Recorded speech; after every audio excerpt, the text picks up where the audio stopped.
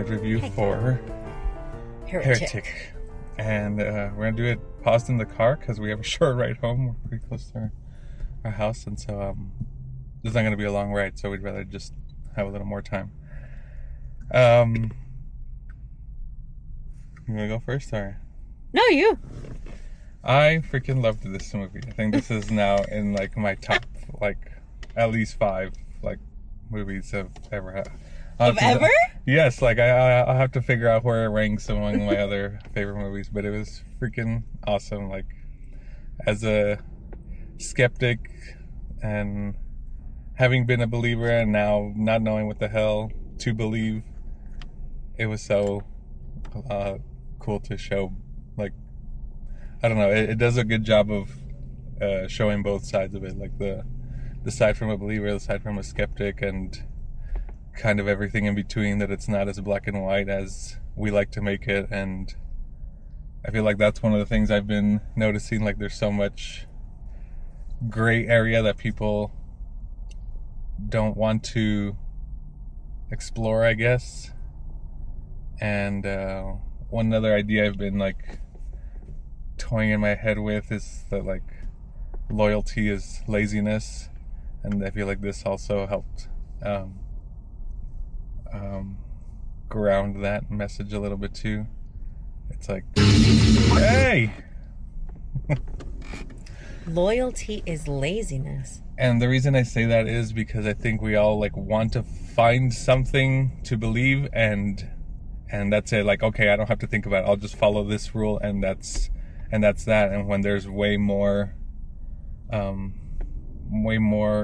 context that rule needs, it's like it applies in certain situations, and people don't want to think about like, no, well, I'm just supposed to follow this rule, and that's it. And even, well, we know it's kind of like a horror thriller based movie, and even sometimes kind of like killing, like we think like, no, it's completely wrong to kill. And something that extreme, like now you feel like it's wrong all the time until you're faced with that situation when you may have to kill someone. And I think so many other rules have those same things, that like it's not concrete. This rule doesn't apply all the time, and you have to think about what this means, and what this means from your action, from the consequence, how it led up to this action, and intentions of people behind it, and your own intentions, and everything else. I think that's interesting that you bring up the loyalty, that like the way that you phrased it. Loyalty is laziness. We've also had several discussions about, like, if there was a plan, somebody says, this is what you have to do in order for you to succeed, right? Like, these are the steps. Mm-hmm. This is the way to a healthy lifestyle. Do this. Mm-hmm. And if, like, how does that go with your other views? Like, how do those two views tie in? I'm curious, because... Well, I guess... I'm not understanding, I guess, how they conflict, I guess. Because in order for that plan to work, right? Like, you have to follow this, like... Oh, I see what you mean. So it's like... religiously. I get what you mean. So that means that you would have to completely dedicate yourself, which means, like, another synonym for that would be like loyalty to this program of success, right? Mm-hmm. Then how does that tie into... I'm curious how you would mesh those two. Oh, good question. So I guess we've been kind of toying with that idea that, like, a lot of people we all have struggles and whatever it is, and I think there's always like more than anything, to me, it always comes down to a lack of change. Like, you don't want to change something. So if we gave you the blueprint to become a successful business owner, or become an awesome parent, or whatever it is, like whatever your goal is, if somebody gave you the blueprint, this is like 99.9% effective, or even, let's say, what was 100%, and you just have to follow all these steps that are in this blueprint. And I feel like there always comes a time where, damn, there always comes a time when you come across one of the rules that's kind of the part you kind of know you're struggling with, and that's the one that's kind of been keeping you from it, and that's our refusal to change. Like, no, that's my deal breaker. I don't want to do this. He's like, well, then kind of what do you want most? What do you want more? Do you want this outcome? And the only way to get this outcome is to follow this rule, or to make this change within you that you don't want to change. And so I guess what you're saying is how I just said pretty much that following anything, like just being the easy way out. And so how does that go along with the blueprint? Yeah. And now I don't know. I'm gonna have to. Dang it! I'm so sorry. I didn't mean to do that to you. But I think that it's interesting that you have such two very strong views of it, and then I'm like, well, they sort of don't. Like, in my head, they're complete opposites. So I'm like, how is it that you would say, like, yes, I would love to just follow this blueprint, but it was a contrasting thought, I thought. Mm-hmm. And so I'm wondering, and that's why I was like, ooh, that's interesting. I'm going to ask you. Slightly back to the movie. Mm-hmm. It was really good. The writing of it is so smart. The acting was incredible. You're used to seeing this actor. What's his name again? Hugh Grant in very chick flicky. Yeah, he's younger, very lovable. No, but he's still a very lovable like gentleman. Right. You know, I think it's the accent that gets everybody. And even in this, he's still like lovable. Like, he still has his moments of like, excuse me, where his character is very shining through, right? The two girls did a great job. I thought it was really wonderfully done in the sense of it had such a tiny cast, right? And then it wasn't like very gory or anything, but you know what? It's terrifying. This has been one of the scariest movies that I have seen. It's real it's scary in a real way, and it's scary in like a philosophical way, and it was scary. Like, I literally got in the car and like turned around to see if nothing was there. But none of that was in that movie. It's not like, boo, haha, I got you. Nothing of that. Yeah, maybe one jump scare-ish. But even at that, it was like planned. Right. I knew that it was coming, and then it happened. Still like, and I was all, it's cringy. Like, I'll probably think of that at night.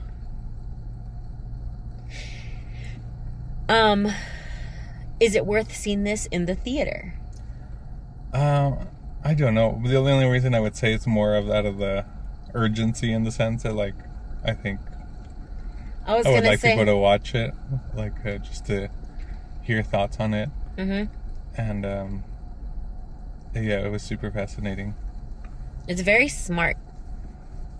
I think it's a very smart movie, right? Like, and very, at the same time, I did his analogy was like, explain it to me like I'm 5 kind of deal, and it's spoon-fed just right, but still comparing it to the overall picture of it. It was awesome. It was frustrating to me. A slight spoiler, can I, or no? Sure. Spoiler alert now. Spoiler alert. Tiny one, not big. I can be vague about it. But it bothers me how much people lie. Right, and that was... And I think it's very fascinating in it, because it's like, at one point, he'll call them out, and they're still like, no. And I'm like, God, man, is this what everybody in every religion does, is lie about things to make the other person feel more comfortable? Because if I'm feeling uncomfortable, I'm gonna tell you, like, you're making me feel uncomfortable in this. But like, I think that it's a guilt kind of thing. It's I want you to feel comfortable, and I want you to, right, like, I don't want to step on your feet, so I'm gonna make this real, like, I'm gonna lie. So now in that sense, is lying bad all the time? Is that a rule? Okay, look. I'm a big rule follower, right? But I think at the same time, if a person is going to push you to your very, very wit's end, and they can't accept your truth, then you're gonna make me lie to you. Right. Is what it is.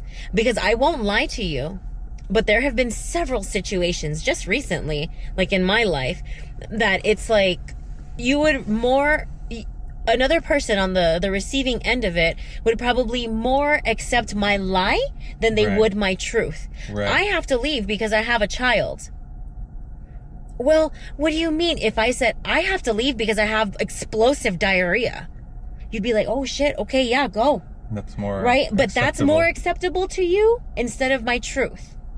So that person, maybe I need to lie to them in order for them to accept the outcome, right? Or to be more accepting of the outcome.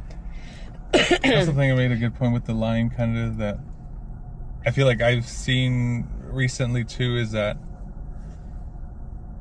maybe it's an easy way out too. It's like to kind of go with the laziness theme a little bit, is that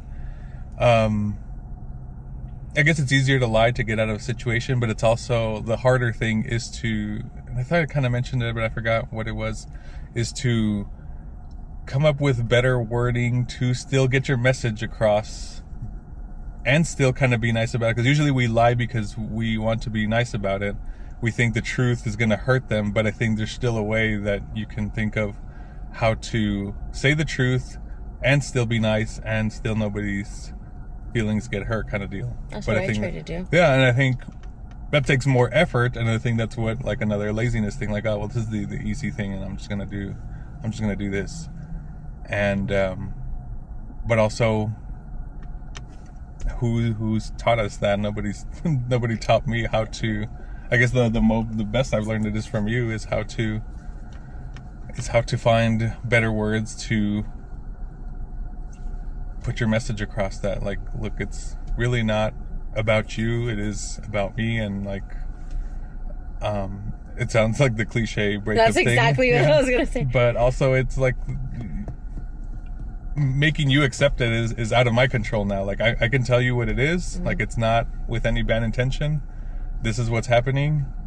You don't have to like it, but this is what it is, and take it or leave it, kind of deal. Yeah. And I think sometimes people have that hard time sometimes with it too. But I think we, for the most part, we've had better luck with that. Well, I don't like the effort it takes to lie. Because you have to lie, and then you have to cover the lie with a lie, and then you have to lie to cover up the other lies. And then by that time, honestly, it's either like you completely immerse yourself in these lies and you become a different person than from who you truly, genuinely are, or you screw up and people will find out that you lied. Yeah. And so, like, I'd rather be true to myself and not lie. Another thing I've like, I would probably end up telling them, like, oh yeah, I have this problem or whatever, right? Like, my lie to them, and then later on they're like, oh yeah, da, da, da. Like, oh, you lied. Yeah, I lied because you don't understand how to take the truth. Well, even that same thing, like, you left because you have explosive diarrhea, and then you get a text like 2 hours later, how's your diarrhea, or how's your stomach, or whatever. I'm absolutely fine. And you're like, what are they talking about, sitting on the couch watching TV? Like, what are they talking about? Oh, that's right, I said I had. And too, like, I didn't want to lie to you, but you went, yeah. Ooh, that reminds me of another horror flick. It's like, look what you made me do. Yeah. Ooh, and it's not shoot. Like that. Like, I'm freaked I out. wanted to lie, but you also wouldn't accept my truth, and I tried to tell you the truth, and you didn't. You didn't do it. But you know what also freaks me out about this movie is, like, the hysterics of it. Oh, hysterics. That's not a good word, right? The man is consumed with this, trying to prove to other people about religion. He is so consumed in it that it's very pathetic. It's very sad. To me, this movie was a whole lot of emotions. It was happiness, right? Because there is some comedic stuff in it. Like, it's funny. It's horrifying. Like, some of the visuals, it's so gross. It makes you feel almost like every emotion. It made me almost feel like every emotion. But it was very, very sad to me. Like, it was sad how consumed people become to prove their point. He was absolutely consumed with this to prove his point. All for what? Like, I don't understand that. Like, it was, why. it's consuming. He was so passionate about this. I think that's also relatable in a way too, though. That, like, we all consumed into something that like we right think now, we're so right about, that, like... I'm obsessed with the Wicked.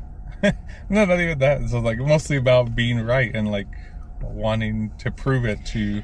But you see, like, there's that thing. So with that, like, on that note, revelation for me, guys. I'm not like that. I don't care to be right. Right, but... Like, I want to learn, right? And, like, I would like to understand things better. I'm not scared of being wrong. I think through being wrong and being put in situations that you can learn from only strengthens you as a person. But, like, to see the consumption of it, maybe it's relatable. I think it probably is relatable for a lot of people. But to me, it's very gross. It's very gross in the sense of, like gross, like icky gross, and then gross, like too much. Like, you have also failed yourself because you're so consumed with this that's it for you. Right.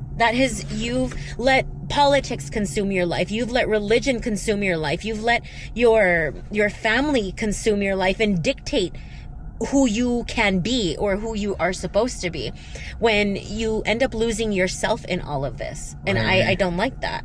I guess we had talked about reactivity the other day, like reacting to things, and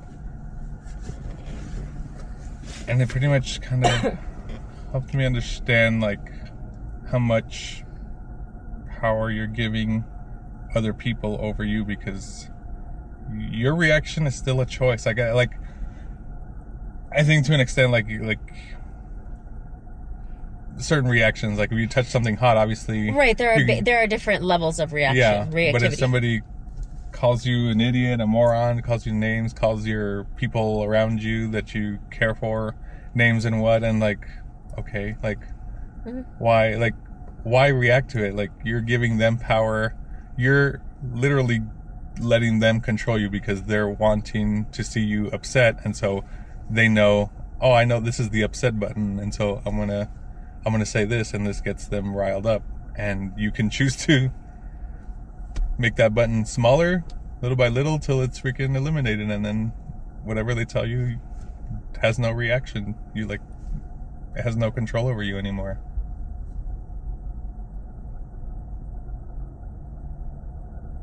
Our car's about to turn off again. I don't know. That one takes me down a rabbit hole also, because, like, I think that some reaction is okay. Right. Right? And I think that if a person is pushing you to those limits, it's important to set a boundary rather than just not have the reactivity to it. However, that's what I'm working on. I'm working on that, like, actively, like, working on one of those, you know what I mean? So I don't know if it's not completely fair of me to be like, oh yes, I'm just not going to have any kind of reactions, because then I'm not a kind of person that will just ignore another person. I can't, like, my face ends up doing something weird, you know? So, like, somebody would say something and I'm probably going to be like, I don't like the way that you're talking to me. Like, this is my boundary, right? And then, like, maybe set a boundary rather than just like, okay, they tell you something stupid to your face and you're just like, and then turn around and walk away, right? Like, I'm probably not going to do that. Is it an idea to do? Of course it is. I would like to test it. But I haven't gotten myself to that. I think level. to an extent too is like, yeah, your reaction is always gonna probably never be at zero. And but I do think it's important to try to minimize it. And I think the reason we end up putting boundaries and stuff is because that button keeps getting tested, and it's like you're either kind of purposely doing it or not doing anything to decrease it after I've kind of mentioned to you. And so sometimes it's better to just cut it off completely, like from the people that are pushing those buttons, that like you're making me waste more energy on something that I don't need to waste energy on. And like it does, I guess, seem like a control thing, like they're trying to control you or the situation or whatever it is. But yeah, Very fascinating. I think That's almost can, like another. I think we can rabbit hole for a long time with this movie. It's very deep. It was good. Yeah. Sound and visuals and all of that. It's all fine. I don't think that's what it was the focus of this movie. Right. It's not like, oh, you need to see this in the theater because of that. Sal, I think, hit the nail on the head with the urgency of like, dang, this was cool to experience or to watch. Maybe that's why you would take a trip to the movie theater to see it. But otherwise it would be fine on regular TV. Right. Messages. But light a blueberry candle. That would be fun, yeah. Like, I honestly want to like watch this like immersive. Like, I want to have blueberry pie. Yeah. All of this stuff was in the theater, right? In the what is it called? In the previews. So I'm not giving anything away. Yeah. But yeah, it would be fun to. That would actually be really scary. I don't think. I don't know. This one scared me. Yeah. All right. That should be it for now. Bye. Bye. Check out our other ride reviews. And then at the end of the year, I'm hoping to put a list together of all the ones we've ride reviewed and rank them and see. Cool. This one's pretty high. I'm wondering if anything at the rest of this year will top this one for me at least. I don't know. I'm obsessed with Wicked. Yeah. But not so. And I don't know. Okay. For me, the score is probably an 8. 9.5. Oh, solid 9.5. Yeah. It's a smart one. Yeah. All right. Okay.